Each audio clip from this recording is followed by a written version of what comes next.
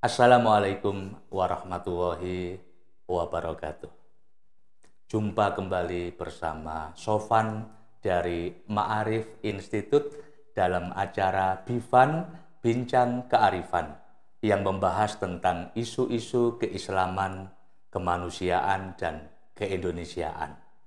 Kali ini Ma'arif Institute kedatangan seorang narasumber yang luar biasa. Beliau adalah Bapak Pendeta Albertus Patih. Kita sapa beliau dulu. Selamat siang Pak Pendeta. Selamat siang Mas Sofan. Gimana kabarnya? Baik-baik saja. Baik ya. Terima kasih ya sudah diundang. Oke, sama-sama Pak Albert. Pendeta Albertus Patih. Beliau adalah mantan ketua Persekutuan Gereja-Gereja di Indonesia tahun 2014-2019. Beliau juga dikenal sebagai aktivis kerukunan antar umat beragama.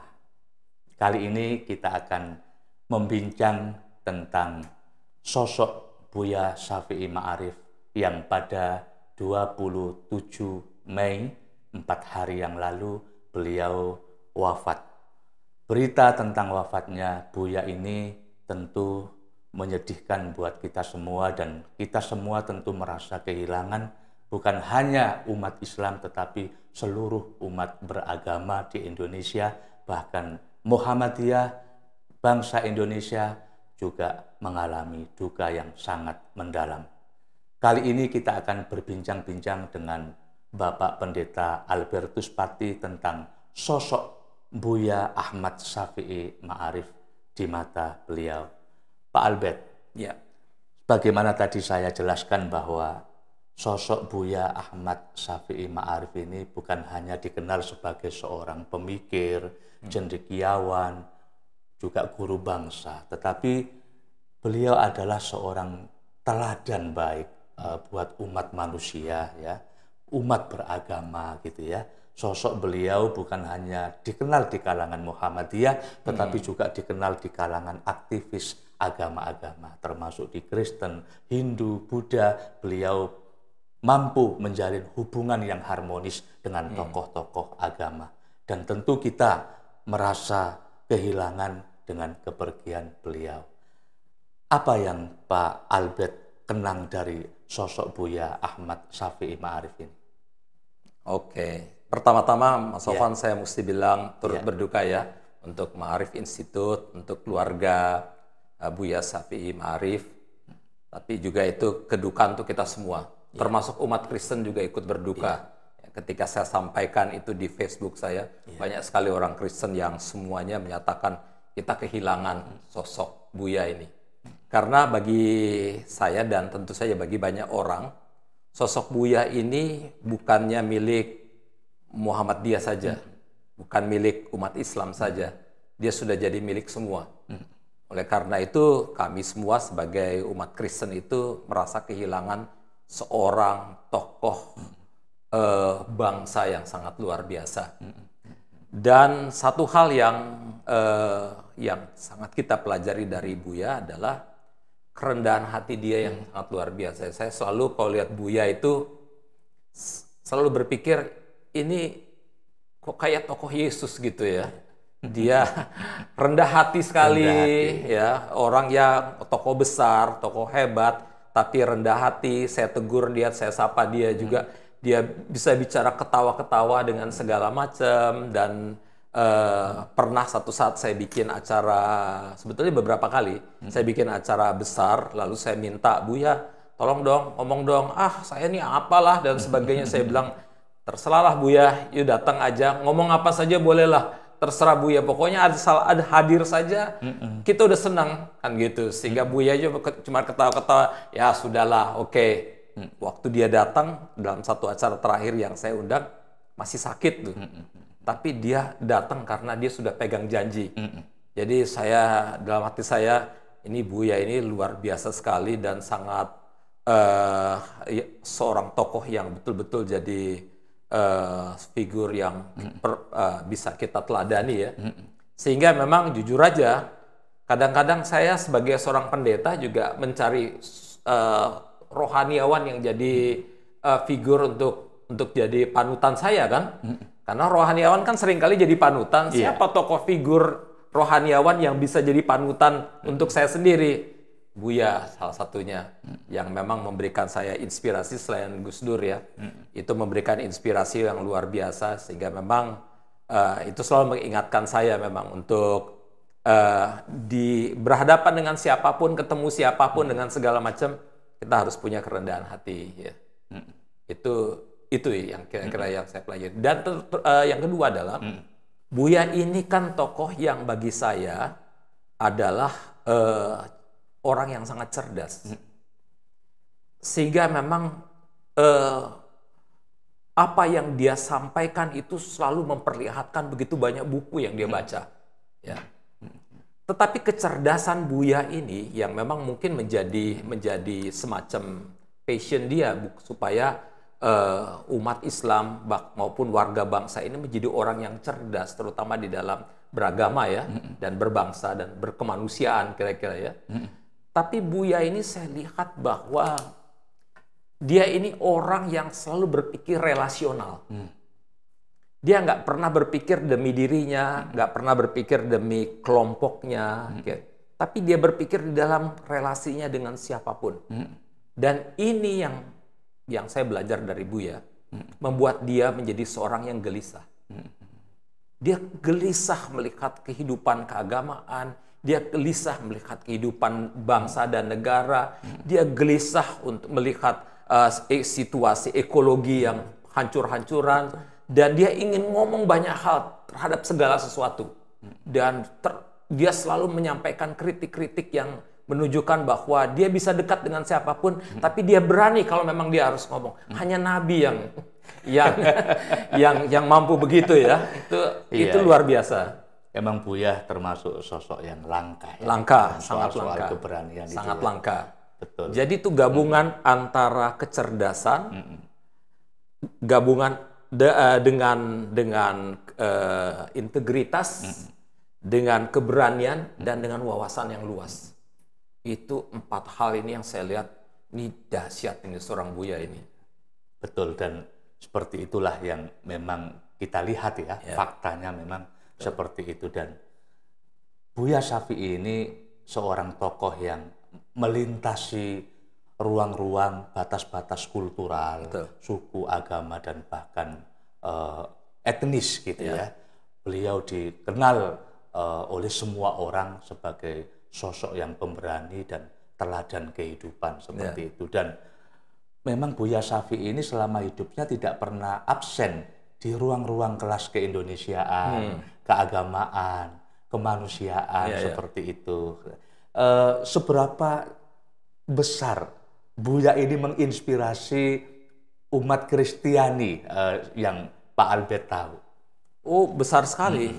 Seorang Buya itu sama seperti Gus Dur.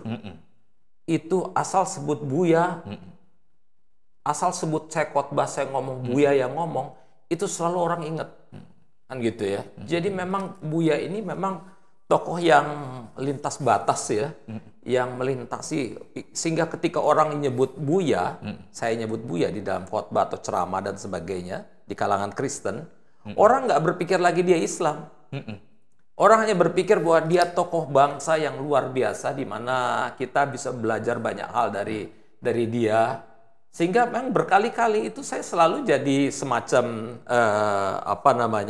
penghubung Buya ketika Buya mau diminta oleh umat Kristen untuk jadi pembicara.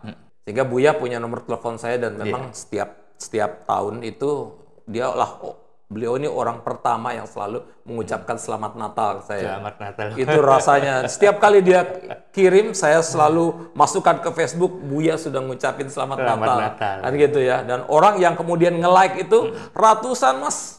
Ratusan, karena mereka seneng kan. Karena tokoh Buya, kalau saya bilang misalnya yang mengucapkan Selamat Natal siapa gitu, biasa-biasa aja lah. Tapi kalau di Buya itu ratusan orang akan nge-like gitu ya. Ini Buya seorang tokoh besar, seorang guru bangsa. Jadi dari situ saja kita bisa lihat ya, betapa pengaruh beliau yang positif, yang luar biasa itu Dan pikiran-pikiran beliau memang diikuti dan bahkan diteladani oleh bahkan para pendeta-pendeta muda di kalangan kita ya, pendeta-pendeta di kalangan kita. Mereka melihat tokoh Buya ini tokoh yang memang perlu diteladani, bahkan dipelajari pemikiran-pemikirannya. Karena dari seorang tokoh Buya kita belajar bahwa ilusilah berpikir kita hidup sendirian di Indonesia atau di dunia ini yang beragam ya. Ya, ilusi juga ketika kita berpikir kita mau di tengah-tengah keanekaragaman kita mau menindas orang lain, mau menang-menangan. Itu ilusi banget ya. Tokoh Buya itu mengingatkan kepada kita harus menerima dengan realistis keanekaragaman, baik keanekaragaman agama secara internal, keanekaragaman agama secara eksternal, tetapi bahkan keanekaragaman bangsa, ya, etnik dengan segala macam. Hanya ketika kita bersikap realistis terhadap keanekaragaman yang ada itu, dan kita belajar menerima, itu membuat kita bisa berpikir satu hal, gimana kita berkontribusi bagi semua, bagi common good. Jadi oleh karena itu, ketika kita menerima secara realistis keanekaragaman dan mengakui perbedaan itu sebagai sebuah kekayaan, betapapun kita nggak setuju, tapi sudahlah itu bagian dari kehidupan, bagian dari interpretasi atau bagian dari ya terima, dan kita justru bisa saling mengisi, saling melengkapi, bisa komplement terhadap yang lain ya. Betul Pak Pati, dan itu artinya sebagaimana dijelaskan oleh Pak Pati tadi bahwa nama Buya Syafi'i Ma'arif dan pemikiran-pemikirannya yang bernas, cerdas, kritis itu sudah beredar di hati masyarakat. Betul. Melintasi batas-batas kultural dan agama seperti itu ya. Dan Buya tidak pernah absen menganjurkan misalnya kerukunan umat beragama, dan beliau termasuk orang yang paling sedih ketika agama itu dijadikan sebagai alat untuk tujuan kekuasaan begitu ya. Apalagi sudah masuk dalam musim pilkada, musim pemilu, itu sangat rentan sekali itu ya. Apa yang Pak Pati bisa ambil dari pemikiran Buya tentang misalnya kerukunan umat beragama, tentang apa misalnya harmonisasi umat beragama yang beliau selalu menganjurkan tentang kedamaian, karena agama itu di dalamnya adalah mengajarkan kemanusiaan. Tidak ada agama tanpa kemanusiaan di dalamnya. Kalau saya pelajari ya, Buya ini karena beliau ini tokoh panutan dalam segala hal, baik juga dalam pemikiran ya. Beliau ini memandang agama secara ambigu ya. Jadi bahwa agama itu bisa menghasilkan peradaban, tapi juga bisa menghasilkan kebiadaban. Kira-kira gitu. Dan oleh karena itu memang beliau gelisah ketika agama itu dijadikan instrumen untuk menghasilkan kebiadaban. Agama apapun gitu. Dan memang satu perjuangan beliau yang selalu ini, bagaimana menempatkan agama itu supaya menjadi inspirasi di dalam membangun peradaban manusia. Gitu. Jadi ini luar biasa, bagaimana membangun bangsa Indonesia melalui nilai-nilai etik yang dilahirkan oleh agama yang sebetulnya bisa digali dari sumber kitab suci. Kan gitu. Ini beliau sangat betul-betul melihat bahwa kalau kita bisa menggali dari kitab suci nilai-nilai substantif, maka sebetulnya kita akan bisa mendapatkan satu nilai etik dan moral yang seringkali beliau tekankan untuk membangun peradaban bangsa, peradaban kemanusiaan, kan gitu. Dan ini yang menjadi salah satu concern beliau yang sangat luar biasa, sehingga memang beliau berani itu mengkritisi ketika terjadi semacam penyimpangan bagi beliau ya, ketika ada instrumentalisasi agama untuk kepentingan politik, untuk kepentingan ekonomi atau untuk kepentingan apapun yang justru menciptakan manusia-manusia yang justru biadab, yang menindas orang lain, yang melakukan diskriminasi terhadap orang lain dengan segala macam. Nah, ini yang beliau selalu ingatkan itu. Bagi saya apa yang beliau ngomong itu bukan cuma untuk Islam, tapi untuk semua agama. Untuk semua agama. Betul, karena beliau udah menjadi tokoh semua, kan gitu ya. Ini beliau ingatkan kita semua itu bahwa ambiguitas dari agama itu bisa menjebak kita pada satu situasi di mana kita sendiri memanfaatkan agama untuk hal-hal yang negatif ya. Oleh karena itu sekali lagi ketika agama itu justru kita harus menggunakannya menjadi sumber nilai etik dan moral untuk membangun peradaban. Dan itu suatu hal yang bagi saya ini sumbangan terbesar beliau ya bagi kehidupan bangsa dan negara. Dan ini juga berdasarkan itu juga yang membuat peradaban dalam arti begini ya, peradaban dan kemanusiaan dalam arti inklusivisme, egalitarianisme, toleransi dan sebagainya. Nilai-nilai itu ketika digali dan itu ketika dipegang, itu membuat beliau mampu berdasarkan nilai-nilai itu mengkritisi persoalan yang ada. Ya, misalnya ini ada korupsi yang luar biasa, kan gitu. Nggak sungkan-sungkan beliau untuk ngomong tentang korupsi. Ini ada penindasan, ada diskriminasi terhadap kelompok minoritas, kan gitu, atau kelompok manapun. Ini ada perusakan lingkungan. Ini kan nilai-nilai yang benar-benar yang kokoh beliau pegang. Betul. Dan dengan itu kemudian dia menyoroti persoalan yang ada sekarang. Jadi saya melihat ada sebetulnya dua hal. Pertama, dia menggali nilai-nilai Quran dan dia mendapatkan nilai-nilai substantif dari situ, nilai etik, moral, kebangsaan, kemanusiaan dan universal kan gitu ya. Yang kedua, dia itu berpikir tentang idealisme masa depan. Kan gitu ya. Dia pernah menulis di koran Kompas kalau nggak salah ya tentang tahun 2050 jadi apa. Jadi idealisme ke depan itu, nilai-nilai ini dan idealisme itu menciptakan sebuah tension di dalam diri dia untuk kemudian menyoroti masa sekarang. Dan dari situlah dia bisa, ini nggak benar nih, ini penindasan, ini ketidakadilan dan sebagainya. Saya sampai pikir, luar biasa nih pikirannya, dahsyat sekali ya. Gitu ya.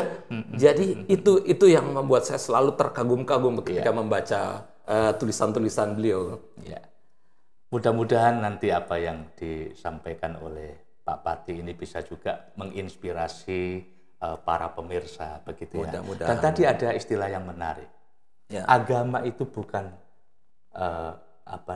bisa melahirkan keadaban, tetapi kalau salah ditafsirkan bisa juga melahirkan kebiadaban, begitu ya. Dan memang Buya sendiri dalam pemilihan diksi bahasanya di berbagai tulisannya begitu sangat tajam ya. Ada tuna moral, tuna visi, gitu.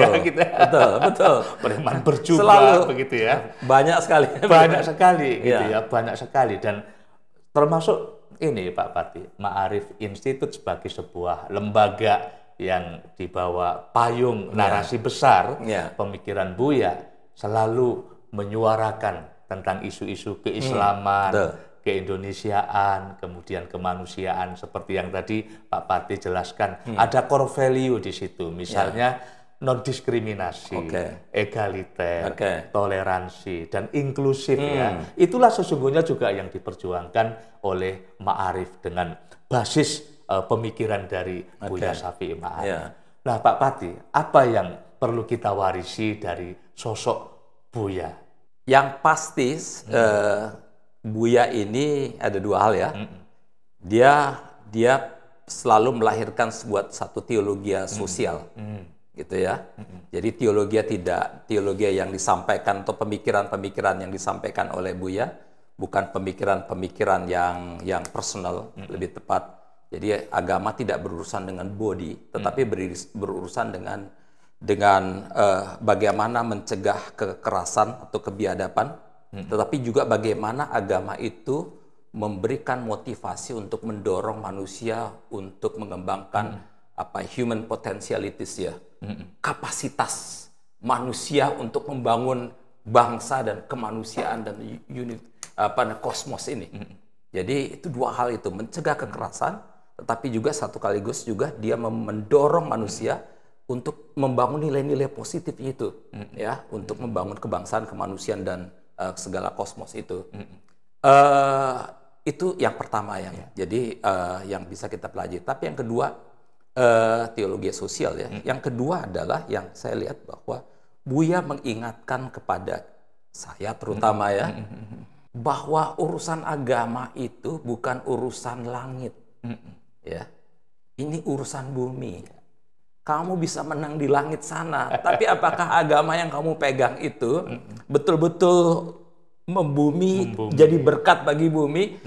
Itu relevan nggak sih? Signifikankah bagi kehidupan umat manusia, dunia, dan bagi seluruh makhluk hidup? Itu jadi dia menarik kita supaya jangan terlalu ke atas, tapi ayo balikan kan. Agama-agama harus menjejak bumi. Tetapi sekaligus, meskipun you menjejak bumi, tapi bukan di dalam konteks menjejak bumi untuk mendominasi dan lakukan hegemoni. Menjejak bumi itu untuk menjalin relasi, ya, kesetaraan, menciptakan kebaikan-kebaikan bagi semua. Jadi kan ada orang menjejak bumi berarti aku harus berkuasa, ya. Menjejak bumi berarti aku harus mendominasi, ya. Menjejak bumi berarti harus membangun primordialisme, eksklusivisme. Enggak, justru menjejak bumi dan lalu kemudian realistislah terhadap kehidupan di bumi ini, lalu kemudian jalinlah. You nggak bisa bangun Indonesia sendirian. Kira-kira gitu ya, yang saya tangkap. You nggak bisa bangun dunia ini sendirian. Kita nggak punya pilihan lain kecuali kita realistis menerima keanekaragaman, lalu kita berusaha bersama-sama, bekerja sama membangun kebaikan bersama, kan gitu. Untuk keadilan, untuk kemanusiaan, untuk tadi toleransi, untuk egalitarian, dan sebagainya. Jadi itu dua hal itu. Jadi yang pertama adalah dia membuat teologi sosial. Jadi yang kedua adalah dia memang membuat kita agama jangan terlalu ke langit lah, silahkan ke bumi lah, gitu ya. Jadilah relevan dan signifikan untuk kehidupan kebaikan bersama. Itu yang saya sangat kagum. Wah, sangat dalam sekali dan terima kasih. Menarik sekali ya. Agama itu untuk bumi. Jadi bagaimana manusia yang beragama itu bisa mentransformasikan nilai-nilai ajaran agama itu menjadi aksi, gitu ya. Dan untuk kemanusiaan, gitu ya. Dan Buya memang tidak pernah berhenti untuk berbicara tentang universalitas Islam, kemudian kemanusiaan universal, yang memang itu dimaksudkan untuk kemaslahatan umat manusia tanpa kecuali, gitu ya. Dan begini, Pak Pati, Buya Syafi'i sudah meninggalkan kita semua. Banyak orang di sana merasa gelisah dan khawatir karena Buya ini dianggap sebagai sosok yang langka sepeninggal wafatnya Cak Nur dan Gus Dur, begitu ya. Dan seperti ditulis oleh Gus Dur dulu di majalah Prisma, Buya Syafi'i ini satu di antara 3 pendekar dari Chicago, begitu ya. Dan banyak orang di sana mengatakan satu-satunya tokoh bangsa yang berani menyuarakan ketidakadilan dan prihatin dengan persoalan bangsa ini Buya Syafi'i. Di saat mereka tiarap, Buyalah yang berdiri paling depan. Beliau sudah wafat, sudah tiada. Dan mereka sering khawatir siapa pengganti Buya. Kalau dalam pandangan Pak Albertus sendiri gimana, Pak? Saya sendiri gini, bahwa kita memang harus menghormati seorang tokoh besar bagi saya, tokoh besar yang teladan ya, yang nggak akan pernah saya lupakan ini, Buya Syafi'i Ma'arif ini, dengan orang juga termasuk seperti Gus Dur, Dawam Raharjo, gitu ya. Ini orang-orang besar yang bagi saya tuh hebat, dahsyat sekali.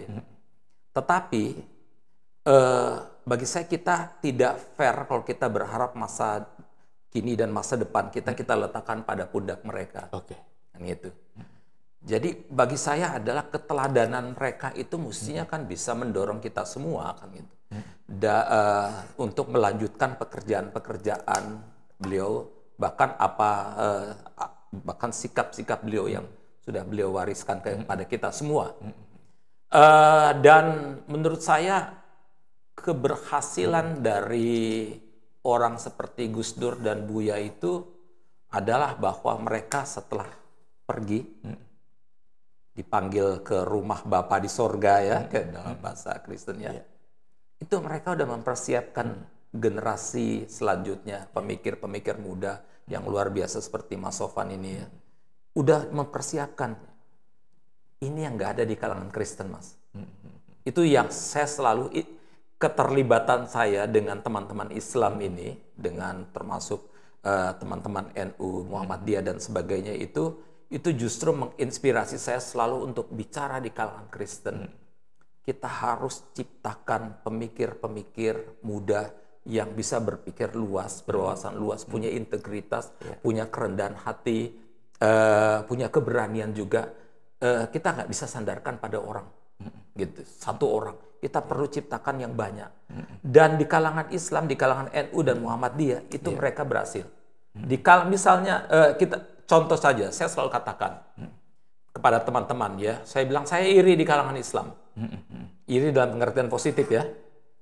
Islam itu punya Ma'arif Institute, Wahid Institute, punya Nurholis Majid Society, punya Ciputat apalah namanya ya, Denny J.A. bikin, lalu segala macam, kita bisa sebut ya ratusan. Dan setiap kali ada diskusi-diskusi begini, itu teman-teman muda Islam itu datang berbondong-bondong, senang sekali berdiskusi, senang sekali untuk mengasah pemikiran dan bagaimana menghubungkan imannya dengan kehidupan masyarakat dan bangsa. Saya salut sekali. Dan ini menurut saya ini kebangkitan Islam sedang terjadi di Indonesia di dalam pengertian yang sangat positif. Sayangnya di kalangan Kristen justru tidak terjadi. Jadi itu yang saya selalu ingatkan kepada ini. Kita nggak bisa lakukan ini. Kita belum lama ini kita baru saja mendirikan yang namanya SAE Nababan Institute, disingkatnya SUN ya, SAE Nababan Institute ya. Saya bilang saya harap kita jagalah SAE Nababan Institute ini supaya bisa berkembang, ciptakan, mewarisi pemikiran-pemikiran Nababan. Dulu dia seorang pemikir di kalangan Protestan, tetapi juga yang terutama adalah memfasilitasi kaum muda supaya seperti teman-teman Islam, banyak pemikir-pemikir muda yang bisa memberikan kontribusi bagi bangsa. Saya selalu menggunakan contoh di kalangan teman-teman Islam. Saya selalu menggunakan Buya maupun Gus Dur yang bisa dan mampu dan berhasil justru melakukan regenerasi. Dan bagi saya ini menunjukkan mereka tuh bukan seorang yang egois. Orang yang egois kan yang pinter sendiri, yang lain bodoh supaya semuanya tergantung. Tapi dia enggak, dia mau saya pinter dan kalian lebih pinter bila perlu. Kan gitu ya. Saya berapa kali saya lihat Buya bisa menghargai maupun mendorong, memotivasi pemikir-pemikir muda Islam untuk berkembang dan bertumbuh.